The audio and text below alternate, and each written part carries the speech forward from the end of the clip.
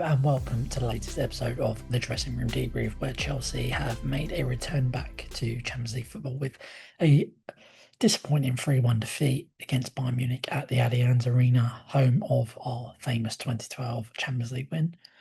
But yeah, really disappointed. I thought that, I thought that there was bright sparks. Cole Palmer was world class, goal was world class. Really disappointing not to put one back at the end.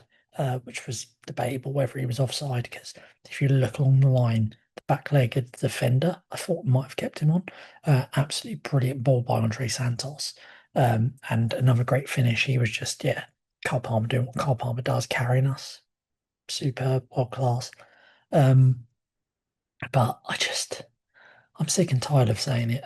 And it's really, really annoying me because the level of football these days isn't that great, and it's really there for the taking every season at the moment. And we can compete with Bayern. They're not, they're a good team, but they're not like world class in terms of they're unbeatable, like how Man City were under Guardiola for several seasons. Liverpool under Klopp, really hard teams. They weren't like that. Their attack was very good. Midfield and defence were bang average. And I just thought that they were there to be, there was a result there to be got. And again, just silly defensive errors. That one from Gusto for the third that kills the game effectively is absolutely shocking. Really abysmal under no pressure as well. Yeah, and then just letting Harry Kane have a tap in the box pretty much, and then sort of the free kick for their first goal. Was it a free kick? I don't really think so. Casado sloppy for the second in the penalty. Should have never have given that penalty away. And I just thought that our defenders got found out. I mean, Chalobah, I love him to bits, and Tosin hasn't done much wrong, but they're good squad players. They're not world-class centre-backs that are going to make you compete for Champions Leagues and Premier League titles. And that's the reality of where we are. And this is on the sporting directors. They've, for several seasons now, they've spent over £1 billion and they've still not bought experienced world-class centre-backs.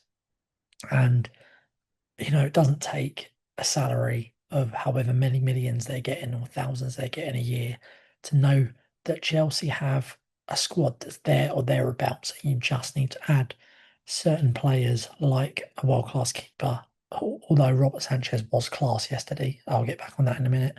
And a few world-class centre-halves is all we need.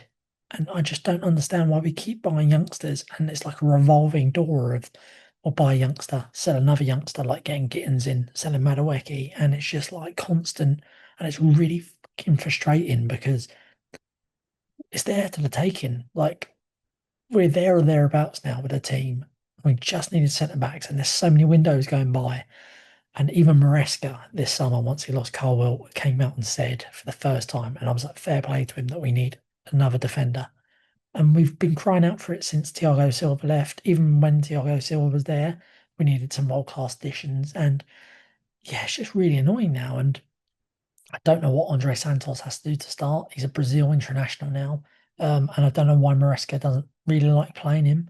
He's just, you saw the ball we put through to Palmer for that offside goal, how good he is. And I don't know why we keep playing a world-class right back in midfield. I didn't think Reece James was particularly bad, but he's a world-class, he's one of the best right backs in the world. You've got to play him at right back, especially in these big games against Bayern Munich and the Allianz.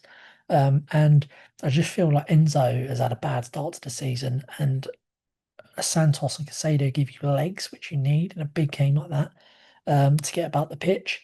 And yeah, and Esteval as well. Rested at the weekend. I don't know why he hasn't started. These are the sort of games that we need our best players playing with.